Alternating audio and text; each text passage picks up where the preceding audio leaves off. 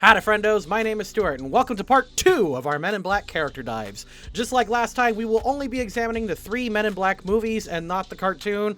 Last time we took a look at Agent K and their somewhat confusing history, and today we'll take a look at his current and active partner Jay, played by hilarious Will Smith. Born as James Edwards III, he was raised in New York City, specifically Manhattan Island. On October 19th, 1965, Jay's father, massive spoilers by the way, was Colonel James Edwards, who was killed by an alien named Boris the Animal during a mission with Agent K in 1969, when James was at the tender age of 3. Though neuralized by K, he carried on his father's legacy by becoming a public servant, by carrying his fob watch, and becoming a police officer with the NYPD. At the beginning of the first movie, we jump 32 years later, though interestingly, Will Smith was only 26 during the filming of that one. James managed to chase down some extremely fast alien disguised as a human who gave him a grave warning. You don't understand. Your world's gonna end. After this, James was approached by Agent K and then quickly recruited into the Men in Black. At the start of the movie, James is hot-headed, brash, and has a real problem with authority. You know, the average New Yorker. Unlike the average New Yorker, however, James does have a strong sense of justice and morality, and is willing to think outside the box for the sake of every mission. For this, we will label Jay's starting alignment at chaotic good, just like we did with Agent K last time. It's actually really funny if you look at these two characters side by side, and you'll see just how similar they are at the beginning of the respective character arcs. I know we kinda ended the K video on a bit of a downer, but this week I think you guys will be pretty pleased with how we end Agent J. So stick around for the post-analysis if you want something a little bit more uplifting than last time. And with all that out of the way, let's go. If I'd known for just 1 second, you'd be back to bother me. Go on now, go. Walk out the door. Frank! NYPD officer James Edwards III is chasing down a strange and very fast perp. He is able to catch the odd criminal, seeing several inhuman moments. After cornering the criminal, James tries to find out what's going on, and tries, but fails, to talk the criminal from jumping to his death. Lawful good. Perpetrator then blinked 2 sets of eyelids. Debriefing at the precinct, James is honest about what he saw. Naturally, a perp who happened to fall off a building and exhibited all of these oddities with no witnesses makes James more than a little sus. But he fires back on the cops who didn't follow back, insulting them at the insinuation. Chaotic neutral. Will you look this, please? Approached by a strange man in black, K, James is asked if he could identify the weapon that was pulled on him, which he agrees but is obviously confused when suddenly the cops are acting nice to him and he says the debriefing is all done. James goes with K to find answers. Lawful neutral. The way I hear it, Jeebsy, you into something a little hotter than some stolen Rolexes. Meeting up with the seedy con man Jeebs, James and Kay begin playing good cop, bad cop in order to find weapons. James doesn't realize that Kay would actually shoot Jeebs and tries to arrest him. When Jeebs is shown to be fine, James points out the gun, stunned by what he witnessed. Let's just give him a lawful neutral because he did participate in the sketchy stuff but was ready to arrest Kay. Yeah. You ever see one of these, son? After being neuralized, Kay gives James a card to MIB HQ. Not really sure what's going on, James goes through the tests, confused but excelling at out-the-box thinking. Neutral. Oh, you brought that tall man some flowers. Pulled aside, James learns of the existence of aliens in the government agency that helps protect Earth, the Men in Black. James is naturally stunned by all this, but he does his best to take everything in stride. He is told that if he joins, he'll be working 24/7 and drop all contact with people. After some thought, James Edwards joins the MIB, becoming Agent J. Chaotic good. Proactive midwives from 54th and Madison. Jay gets a crash course on MIB and the various jobs they do. He does a great job helping with the birth of a squid. Yep. That's exactly how it happens. But generally follows Kay's lead in the mystery of the aliens' mass exodus on Earth. Lawful neutral. Tap water. Under the guise of FBI agents, Jay witnesses the neuralizer and participates. While Kay tends to keep it brief, Jay uses the neuralizer as a learning experience and tries to help change the people from either running into the same mistake, being motivated to a great personal change, or just be happy. As such, most of Jay's neuralizers will be chaotic good. Oh, damn. Discovering a bug has come to Earth and Kay insisting on how serious it is, Jay quickly drops the attitude or snark and follows Kay's lead. They begin inspecting the morgues, meeting Laurel, and getting some if anyone paid attention earlier in the movie, and doing a bad job of faking it as a doctor. Lawful neutral. To prevent. War? Finding the alien prince, Jay learns that he must find the galaxy on Orion's belt, although there's a language barrier from a dying man, so it's slightly misunderstood. He gets annoyed that Kay gets Neuralizer happy with the Mortician because of the valuable information, but manages to convince Kay to give her a happy memory, so let's go with neutral good. Junior, there are no galaxies on Orion's belt. Jay desperately looks for leads on the prince's last words, despite everyone telling him he's wrong. Spotting Kay, Jay figures out Kay's earliest connections to MIB and his former fiancée. Unfortunately, the bonding is broken up with a warning from the prince's race, demanding the galaxy. Neutral good. Little midget cricket. Oh, yeah. Armed with the noisy cricket, Kay and Jay begin looking everywhere for where the galaxy could be. Coming across Edgar, Jay starts blasting, only to realize the stopping power of the cricket. Even after he's flung around, he chases Edgar and continues firing in an open street. Chaotic good. I know nothing. Not a thing. After a shakedown from Frank the Pug, the cutest little alien there is, yes he is, yes he is. Sorry. Jay realizes where the galaxy is and goes back to the morgue, not realizing Edgar is already there and holding her at gunpoint. Jay thinks Laurel is flirting with him, and in the chaos, Jay loses Edgar, Laurel, and the galaxy. Oops. Chaotic neutral.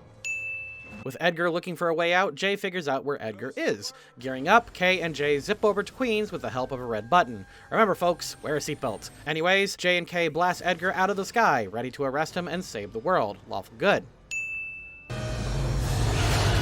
Now unmasked, Edgar battles Jay as Kay goes to get his gun back. Stalling for time and being tossed around to save everyone, Jay realizes Edgar's problem with crushing bugs. He begins stomping on them to draw Edgar back to the ship, allowing Kay enough time to weaken the bug. Laurel finishes things off. Lawful good.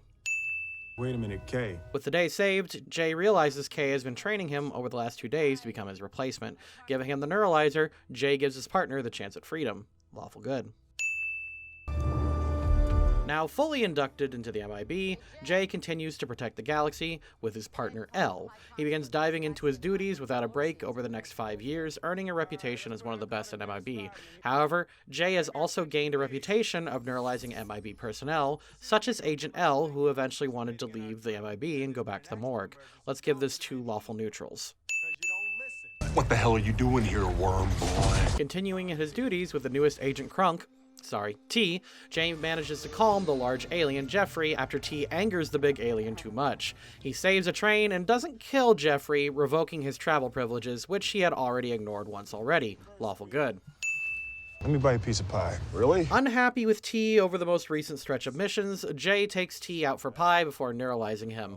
Unlike his usual chaotic good dings, this is more against T's wishes, so I kinda have to give this a lawful evil. Arguably lawful neutral. Comments, debate over this. Ready to throw himself into yet another job, Jay and the new partner Frank are asked to investigate the death of Zarthan. And he's the cutest little partner for Jay. Yes, he is. He's the cutest little MIB agent. Okay, Stuart, we get it. Questioning Lorana, Jay gets the information he needs, but feeling sympathetic, he opts not to neuralize her. Chaotic good. Finding Serlena's ship and realizing she's after the light of Zartha, Jay asks if they can get an agent who's worked on the case. This, however, means bringing back his mentor, Agent K, back from retirement. Jay isn't happy about this, but he goes to collect him anyways. Lawful neutral. Sweetie, I'm sorry. Got a world to save here. Reunited at long last, Jay is too forward with Kevin about his past life. Naturally, Kevin thinks it's a joke, so Jay proves the existence of aliens to him and gets personal, even revealing the truth about why his wife left him. Jay gives him the choice to learn the truth, never neuralizing or tricking Kevin once. Lawful good. Don't mean to bother you, Agent J, but Bringing Kevin back, who is being fawned over by several FBI personnel, Jay has some fun with his former mentor before trying to de-neuralize him. When MIB HQ is attacked, Kay follows standard procedure and escapes with Kevin. In the end, regaining Kevin's memories will help save the MIB as a whole, so neutral good. Hey, Jay, ain't seen you in a while. With the only legal de-neuralizer now inaccessible, Jay goes to Jeeves and asks him for his own homebrew de-neuralizer. Even if Jeeves can regrow his head back, and this is to get Kevin's memories back, threatening him is still lawful evil. Come on. Lower your weapon. No. With the angry Kevin leaving Jeeves, Jay is jumped by Serlena's goons. Defending himself and shooting Jeeves, who gave him up, Jay and a now de-neuralized Kay team up to stop the aliens, ready to begin finding out about the light of Zartha. Chaotic good. Honestly, this next part of the movie is just the same thing over and over again. They begin following Kay's breadcrumbs, meeting Lorana, the locker aliens, and the tapeworm rental agency. While Kay generally wants to get the information, Jay at least tries to help anyone they encounter, like leaving Lorana deneuralized with the worms or giving the locker aliens a watch to give them light. Also, yes, I know the tapeworm staffers may be ready to commit murder, but Jay was actually trying to help their marriage and didn't tell them to kill anyone, so let's just do neutral good and chaotic good. Lock and load, baby. With Lorana captured and the world likely to be destroyed, Jay and Kay arm themselves and storm MIB HQ. This includes fighting alien criminal Jara and saving Laura from being blasted off the planet. Chaotic good. Modified to hyperspeed. It's a race to escape Serlina and get the light to its destination. Jay quickly helps Kay learn about how to drive the new car and gets the idea to get Jeffrey to try and eat Serlina. Chaotic good. Right here. Learning that Laura was the Light of Zartha all along, Jay reluctantly lets her go. When a still very alive Serlina comes to collect Jay, fights her while Kay says goodbye to his, maybe, daughter.